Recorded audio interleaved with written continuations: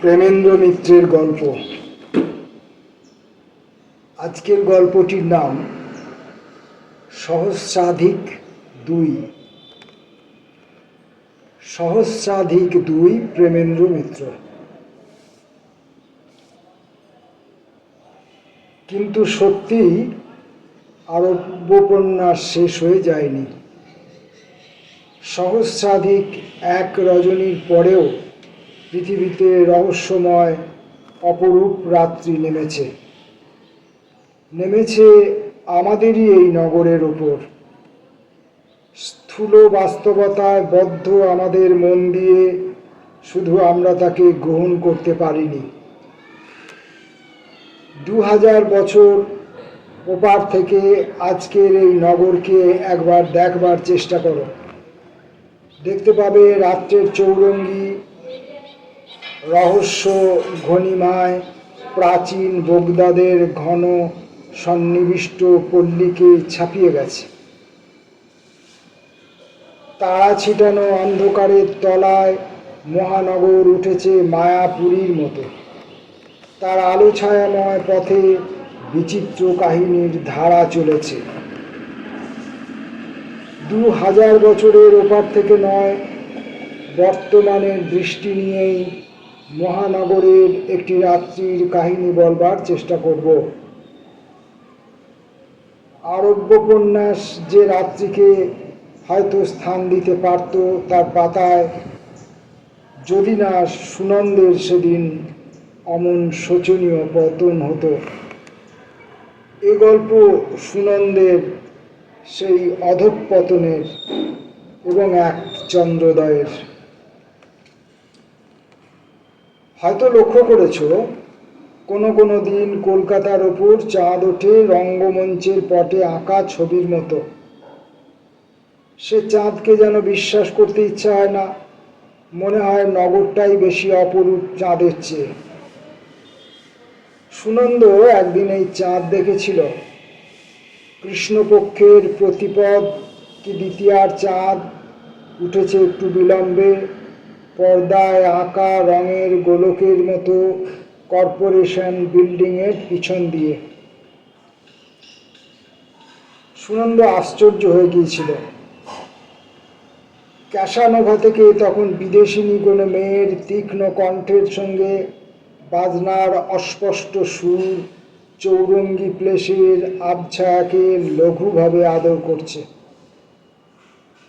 Empire থিয়েটারের বিজ্ঞাপিত আলোয় ফুটপাতের খানিকটা অংশ উঠেছে ঝলমলিয়ে। সেই সুক্ষণে সুনন্দ বিস্মিত হয়ে দেখেছিল অন্ধকার কর্পোরেশন বিল্ডিংয়ের পেছনে প্রতিবদ কি দ্বিতীয়ার চাঁদ। সে চাঁদ যেন নিজের স্থূলতায় লজ্জিত। অনেক দেশের অনেক রাত্রিকে সে মোহময় করে তুলেছে, কিন্তু এখানে যেন সে আড়ষ্ট। সে চাঁদের সামনে কর্পোরেশন বিল্ডিংও রহস্যময় হয়ে উঠেছে অন্ধকারে। প্রাচীন কোনো বিস্তৃত জনহীন নগরের প্রাসাদ স্তূপের মতো উঠেছে নিঃসঙ্গ মহিমায় অন্ধকারের দিকে। চৌরঙ্গি প্লেসের চপল উজ্জ্বলতার প্রতি ভ্রুকুটি হেনে। শুধু চাঁদেরই নেই কোনো মোহ, সে কৃত্রিম চাঁদ যেন এখানে অনাবশ্যক। কিন্তু সে আড়ষ্ট চাঁদ সুনন্দের জীবনে সেদিন অকারণে দেখা দেয়নি। গূঢ় ইঙ্গিত ছিল তার উদয়ে। রাত তখন বেশি নয়, তবু চৌরঙ্গি প্লেস শান্ত। বায়োস্কোপের প্রথম পালা ফেরত নাগরিকার ভিড়ে পথ তখনও বিচিত্র কলগুঞ্জিত হয়ে ওঠেনি। মোড়ে পুলিশ আছে দাঁড়িয়ে চিত্রার্পিতের মতো। ক্যাসানোভার সামনে গম্ভীরভাবে পায়চারি করছে একজন সার্জেন্ট। পথে সুনন্দ ছাড়া আর কোনো সুবেশ ভদ্রলোক অন্তত নেই। সুনন্দ চলছিল উদ্দেশ্যহীনভাবে। হয়তো সে এদিক ওদিক ঘুরে উঠতে পারে গিয়ে ইম্পিরিয়ালে, কিংবা অকারণে মার্কেট ঘুরে চলে আসতে পারে ময়দানে, কিছু ঠিক নেই। সুনন্দের কিছু ঠিক করবার দরকার হয় না। সামাজিক অর্থনৈতিক অনেকগুলি অবস্থা একসঙ্গে ষড়যন্ত্র করে তাকে সেই ভয়ঙ্কর স্বাধীনতা দিয়েছে যাতে কোনো দায় না থাকার মুক্তি দুর্বহ হয়ে ওঠে। এ স্বাধীনতা না থাকলে হয়তো সুনন্দ আজকের রাত্রের নায়ক হতে পারত না, কিন্তু তবু এ মুক্তিতে সে যে নিজে হাঁপিয়ে উঠেছে এটা ঠিক। নিরুদ্দেশ্যভাবে সেই জন্যই সে বেরিয়ে পড়েছে রাস্তায়। হয়তো এমন রোজই বেরোয়। এম্পায়ারের সামনে আলোকিত ফুটপাতে পৌঁছলে সুনন্দকে আরও একটু ভালো করে দেখতে পাওয়া গেল। সে সুবেশ শুধু নয়, সুপুরুষ। জীবনে সম্ভব হলেও গল্পে একসঙ্গে এতগুলি ভালো জিনিসের সমাবেশ একটু সন্দেহজনক। তবু বলতে হচ্ছে, সুনন্দকে দেখে তার বয়স বোঝা যায় না। প্রথম যৌবনের চাপল্য কেটে গেছে, কিন্তু উজ্জ্বলতা এখনো আছে অম্লান। সুনন্দকে যারা জানে তাদের কাছে সেইটাই আশ্চর্যজনক। সুনন্দ যে বয়সে পৌঁছেছে তাতে এ উজ্জ্বলতা থাকা স্বাভাবিক নয়। কালের স্রোতের বিরুদ্ধে কেমন করে যেন সে নোঙর ফেলে দাঁড়িয়ে আছে। কিন্তু সত্যি তাই আছে কি? নগরের উপর আজ যে আড়ষ্ট চাঁদ উঠেছে সেই শুধু জানে। কর্পোরেশন বিল্ডিংয়ের গাঢ় ছায়া যেখানে অতল কালো জলের মতো জমে আছে, সেখানে সুনন্দ এবার গিয়ে পৌঁছেছে। ডান দিকে ফিরে সে বুঝি মার্কেটের দিকেই চলেছিল। হঠাৎ তাকে থমকে দাঁড়াতে হলো। বাম পার্শ্বের অন্ধকারই যেন তাকে ডাকছে। হ্যাঁ, ভুল করবার কিছু নেই। আশেপাশে সে ছাড়া আর কোনো লোক নেই। আর ওধারে ফুটপাত ঘেঁষে অন্ধকারে একটি মোটর দাঁড়িয়ে। সেই মোটরের পাশ থেকেই নীলাভ একটি ছায়ামূর্তির সংকেত দেখা যাচ্ছে। সুনন্দ ইতস্তত করলে এক মুহূর্তে, তারপর গেল এগিয়ে। কিন্তু কিছু জিজ্ঞাসা করবার অবসর তারা হলো না। নীল ছায়ামূর্তি মোটরের দরজা খুলে ভেতরে ঢুকে মৃদু অস্পষ্ট কণ্ঠে বললে, এসো, বড্ড দেরি হয়ে গেছে। সুনন্দ এখানেও দ্বিধা ভরে দাঁড়ালো শুধু মুহূর্তের জন্য। একবার বলতে গেল, কিন্তু তার কথা আরম্ভ হবার আগেই মেয়েটি তাকে হাত বাড়িয়ে ভেতরে টেনে বসিয়েছে। আজ রাত্রের আড়ষ্ট চাঁদ কোনো কাহিনীর সঙ্গে কোনো কাহিনীর ধারায় জট পাকিয়ে ফেলেছে কে জানে। সুনন্দ তার নিয়তির কাছে আত্মসমর্পণ করলে। মোটরে মৃদু একটু কম্পন টের পাওয়া গেল, অস্পষ্ট একটু গুঞ্জন। তারপর রাস্তা স্রোতের মতো বয়ে যেতে লাগলো দুপাশ দিয়ে। কর্পোরেশন স্ট্রিট ছাড়িয়ে চৌরঙ্গি, সেখান থেকে ময়দানের রাস্তা। সমস্ত নগর হঠাৎ আলোর বন্যা হয়ে উঠেছে। তার স্রোত বয়ে যাচ্ছে সবেগে, পাক খাচ্ছে ঘূর্ণিতে, আছড়ে পড়ছে বাধায়। মোটরের ভেতর অন্ধকার ক্ষণে ক্ষণে রাস্তার দ্রুত সঞ্চরমান আলোয় একটু তরল হয়ে উঠেছে মাত্র। নীল ছায়ামূর্তি তাতে এখনো তেমন স্পষ্ট হয়ে ওঠেনি, কিন্তু তার কণ্ঠ শোনা যাচ্ছে। আজ শেষ দিন। কণ্ঠ না কণ্ঠস্বরের অপরূপ মাধুর্য কিসে বলা যায় না। সুনন্দের সমস্ত শরীরের ভেতর দিয়ে বিদ্যুৎ চকিত একটা শিহরণ খেলে গেল। সে শিহরণ আনন্দের নয়, ভয়ের নয়, অজ্ঞাত কোনো অনাবিষ্কৃত অনুভূতির। আজ শেষ দিন। কিসের শেষ দিন সে জানে না।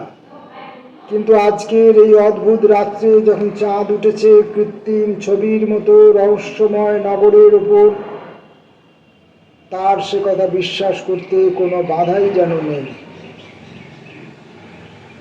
উদ্দাম হাওয়ায় নীল শাড়ির প্রান্ত মাঝে মাঝে তাকে স্পর্শ করছে নীল সমুদ্রের কোমল ফেনার মতো।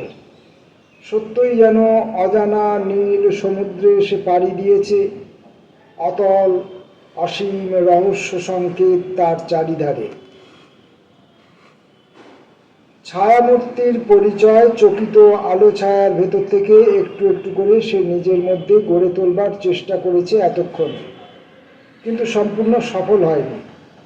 দীর্ঘ লীলায়িত দেহ, ফিকে নীল শাড়ি তাকে স্বপ্নের মতো জড়িয়ে উঠেছে। মুখের শুভ্র অস্পষ্টতা থেকে দীর্ঘ পক্ষ চোখের দীপ্তি মাঝে মাঝে অন্ধকারকে চমকিত করে দিচ্ছে। এর বেশি কিছু সুনন্দ জানতে পারছে না। কিন্তু কোথায় চলেছে তারা, তাও কিছু বোঝবার উপায় নেই। দুধারে এবার আলোর পার বোনা প্রসারিত মাঠ, নির্জন পথে দু একটা মোটর স্খলিত তারকার মতো ছুটে পার হয়ে যাচ্ছে। অপরিচিতার কণ্ঠস্বর এবার শোনা গেল। এমনি করে শেষ হওয়াই হয়তো ভালো। আনন্দের শেষ চূড়ায় আমাদের এই বিদায়ের মুহূর্ত অম্লান হয়ে থাক। কে জানে, নইলে আমরা হয়তো একে কোনো গ্লানিতে নামিয়ে নিয়ে আসবো, জোর করে তাকে দীর্ঘ করতে গিয়ে। একটি কোমল হাত সুনন্দের কোলের উপর এসে পড়ল। তারপর খুঁজে নিল সুনন্দের হাত। সুনন্দের সমস্ত শরীরে যেন তুফান উঠেছে রহস্যময় উল্লাসের। একটা কথা আজ আমায় দাও, বলো, আর আমায় খুঁজতে চেষ্টা করবে না? সুনন্দ চুপ করে রইল এবার দ্বিধায়। আবার সে বললে, খুঁজে পাওয়া হয়তো শক্ত হবে না, কিন্তু সে খুঁজে পাওয়া হবে সত্যিকারের হারানো।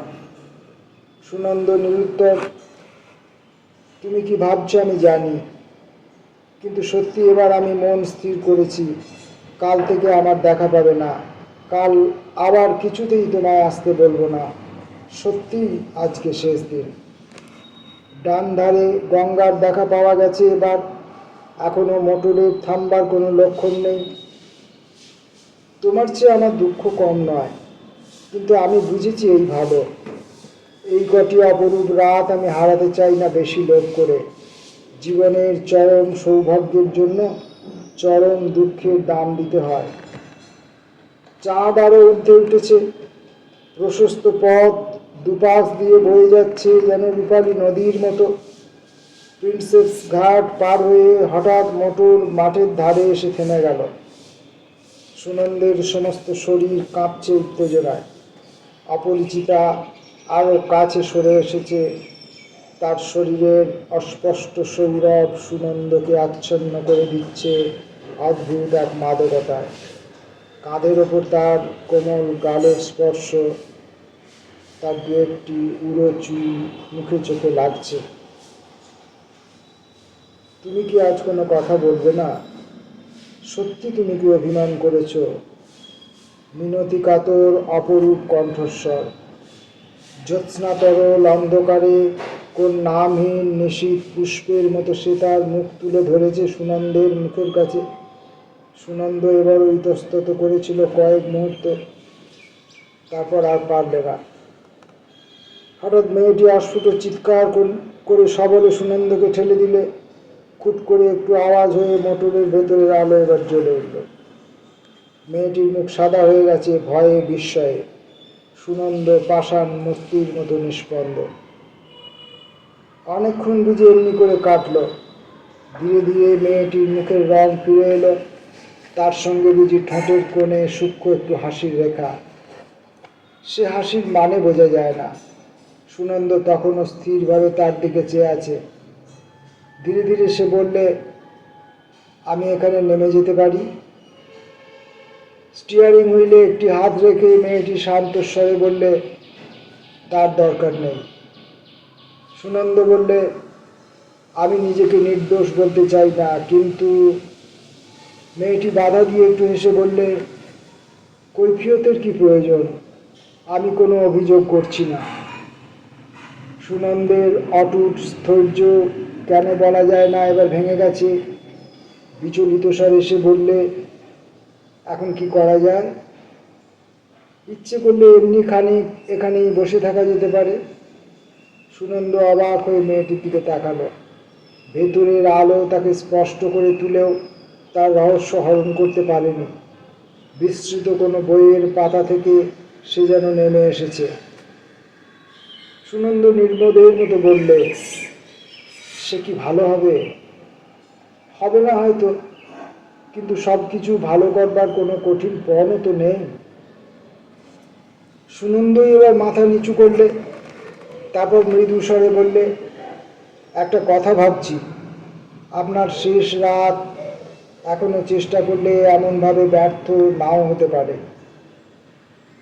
কে বলতে পারে, হয়তো ব্যর্থ হয়নি। গলার স্বরে কি বিদ্রুপ? সুনন্দ মেয়েটির মুখের উপর একবার দ্রুত চোখ বুলিয়ে নিলে। কিছুই বোঝা গেল না। যেন সাহস সংগ্রহ করেই বললে, আমার দিক দিয়ে দুঃখ করবার কিছু নেই। অপরিচিতার মুখে দুর্গেও সেই হাসি, শুনে সুখী হলাম। হঠাৎ মোটরের আলো নিভিয়ে মেয়েটি আবার বললে, চলুন মাঠে নামা যাক, আপত্তি নেই বোধ হয়। সুনন্দ অপ্রতিভভাবে হেসে বললে, না। দুজনে জ্যোৎস্নালোকে ধূসর মাঠে নেমে এসেছে। দূরে নগরের ম্লান আলোগুলিকে অত্যন্ত অবাস্তব মনে হচ্ছে এই জ্যোৎস্নায়। পাশাপাশি তারা নীরবে অনেক দূর হেঁটে গেল। মাঠের মধ্যে অত্যন্ত হালকা একটু কুয়াশা এরই মধ্যে জমেছে।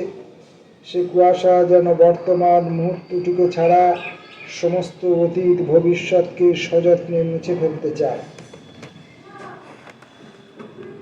কিন্তু তবু সুনন্দই প্রথমে বললে, এবার ফেরা যাক। এর মধ্যেই ফের সেই দুর্বোধ্য কণ্ঠস্বর। ব্যঙ্গের রেশ আছে কিনা বোঝা যায় না। নইলে কোথায় গিয়ে আর পৌঁছাবো? কোথাও একটা পৌঁছানো দরকার বটে। চলুন তাহলে ফিরি। নিঃশব্দে আবার তারা ফিরে এলো মোটরের কাছে। মেয়েটিকে মোটরের দরজা খুলে উঠতে দিয়ে সুনন্দ এবার বললে, আমি কিন্তু এখান থেকে বিদায় নিচ্ছি। কেন? আপনাকে আমি যেখানে বলবেন সেখানে নামিয়ে দিতে পারি। না, দরকার নেই। আজ রাত্রে আমার হাঁটতেই ভালো লাগছে। তবু অপরিচিতার যাবার কোনো লক্ষণ দেখা গেল না। নিঃশব্দে খানিক বসে থেকে সে বললে, একটা অনুরোধ আপনাকে করতে পারি? বলুন। আমাদের পৃথিবী অত্যন্ত সংকীর্ণ। হয়তো আবার দেখা হয়ে যেতে পারে, কিন্তু তা না হলে নিজে থেকে আর আমার পরিচয় জানবার চেষ্টা করবেন না। মেয়েটি একটু থেমে আবার বললে, আজকের এই আশ্চর্য রাত যদি আপনার মনে এতটুকু মোহ সঞ্চার করে থাকে, তাহলে একে এখানেই শেষ হতে দিন। জেদ টানবার চেষ্টা করে তার অপমান করবেন না। মেয়েটি তার শুভ্র কোমল একটি হাত বাড়িয়ে দিলে। সুনন্দ সে হাত অত্যন্ত সন্তর্পণে নিজের মুঠিতে ধরে বললে, তাই হবে। জীবনের সবচেয়ে মধুর স্বপ্নকে আমি দিনের আলোয় টেনে লাঞ্ছিত করবার চেষ্টা করব না। মৃদু গুঞ্জন করে মোটর এবার ঘুরল। কিন্তু হায়, স্বপ্নের সম্মান রাখার শক্তি শুধু অক্ষুণ্ণ যৌবনেরই আছে। অগাধ যার ঐশ্বর্য, লোভের দুর্বলতা তারই নাই শুধু। সুনন্দ মুখ ফেরাবার চেষ্টা করেও পারল না। মোটরের পেছনের নম্বরগুলো জলজল করছে। সে প্রলোভন জয় করা তার হলো না। স্বর্গ থেকে সেই মুহূর্তে তার চরম পতন হলো। আমরা জানি, নগর শিখরে এই জন্যেই আড়ষ্ট চাঁদ তাকে দেখা দিয়েছিল। এই চাঁদ সকলকেই একদিন দেখতে হয়। অস্তমান যৌবনের শেষ পাণ্ডুর চাঁদ।